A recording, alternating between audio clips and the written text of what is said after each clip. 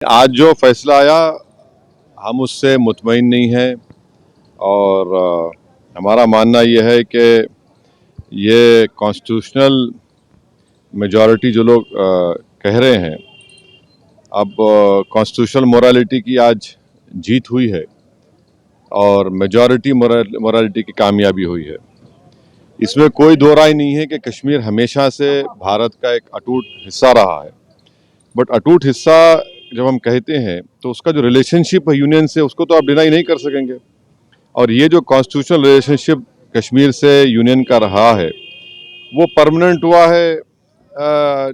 जो constituent assembly dissolve हुई है कश्मीर की। और दूसरी बात ये है कि किसी एक सेमिनार में चीफ जस्टिस ऑफ इंडिया ने कहा है, मैं अंग्रेजी में पढ़ देता हूँ, कि public deliberation will always be a threat to those who achieve power in absence. अब क्वेश्चन ये है कि जब आप एब्रोगेट कर रहे हैं स्पेशल स्टेटस, पूरे स्टेट को कर्फ्यू में लगाकर 356 लगा दिया आपने, इलेक्टेड असेंबली नहीं है, तो फिर कश्मीर में डिलिबरेट किसने किया बताइए हमको, किसने क्या डिलिबरेट किया?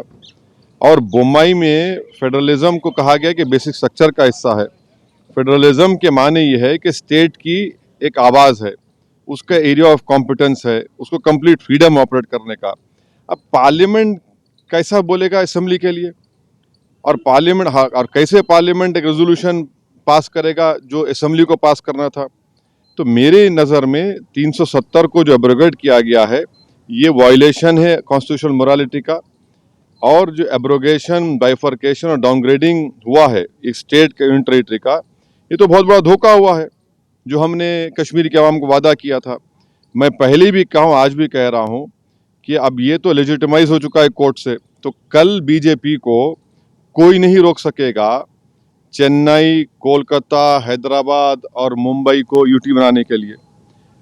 और इसका सबसे बड़ा नुकसान जो होगा आप देख लेना फ्यूचर में, डोगरास को होगा और लद्दाख के बुद्धिस्ट को होगा। वहाँ पर डेमोग्राफिक चेंज होगा। अभी से आप देख रहे हैं कि जम्मू में जितने राइस मिलें थी वो डोगरा के लोग हाथ से निकल गई।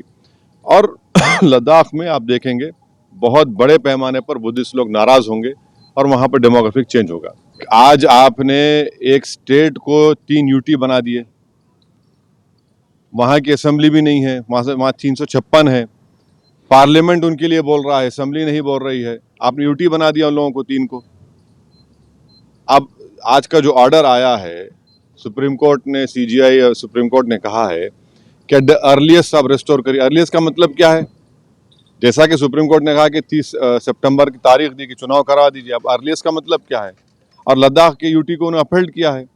अब वो लद्दाख में क्या पावर्स है बताइए? पहले तो भी काउंसिल में कुछ पावर से, अब तो एलजी डिसाइड करता है बजट उनका। तो ये आप कल किसी को भी करेंगे, आपको जरूरत ही नहीं है 356 लगाने की। आप कहेंगे कि भाई चलो ये लॉ एंड ऑर्डर मसला है और इन चारों को यूटी बना दो, तो खतरा है वो, उस खतरे से कोई इनकार नहीं कर सकता। जल्द चुनाव होना चाहिए, डेमोक्रेटिक वहाँ पे स्थापित होना चाहिए। अरे चुनाव तो सुप्रीम कोर्ट ने कह दिया है। हमारे लिए आज का जजमेंट डिसअपॉइंटमेंट है।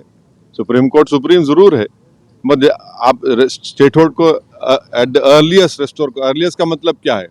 यानी आप यूटी कर दो और फिर आप बोल दो हाँ अर्लीस्ट कर दो। अब अर्लीस्ट कब होगा भाई? आप कब हुआ था? 2019, आज कितने साल हो गए? अब तक आपने रेस्टोर नहीं किया। अब चुनाव होंगे, चुनाव के बाद देखा जाएगा। सबसे बड़ा नुकसान तो जम्मू के डोगरा के लोगों को और लद्दाख के बुद्धिस्ट को होने वाला आगे जाकर।